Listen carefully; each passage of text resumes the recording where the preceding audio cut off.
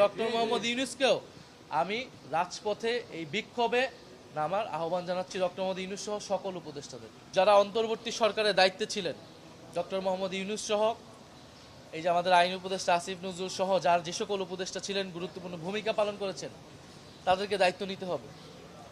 তারা তো এই অধ্যাদেশগুলো করেছিল, তো তারা কেন করেছিল, এখন যে বাতিল করা হচ্ছে, এগুলো নিয়ে তাদেরকে কথা বলতে হবে। ডক্টর মোহাম্মদ ইউনূসকে মুখ খুলতে হবে। তারা অধ্যাদেশ করে চলে গিয়েছে, একটা ইলেকশন ইঞ্জিনিয়ারিং করে বিএনপির হাতে ক্ষমতা দিয়ে চলে গিয়েছে। এখন এই আইনগুলো, অধ্যাদেশগুলো বাতিল হয়ে যাবে, সংস্কার হবে না, আর তারা কোনো কথা বলবে না, তারা যার যার ক্যারিয়ারে ফিরে যাবে।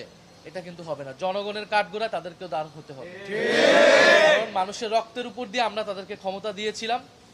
তারা আমাদেরকে নিরাশ করেছে, কিন্তু যতটুকু অর্জন সেই সময় হয়েছে, সেই অর্জন ধরে রাখার জন্য তাদেরকেও মাঠে নামতে হবে। ফলে ডক্টর মোহাম্মদ ইউনূসকেও আমি রাজপথে এই বিক্ষোভে নামার আহ্বান জানাচ্ছি, ডক্টর মোহাম্মদ ইউনূস সহ সকল উপদেষ্টাদের।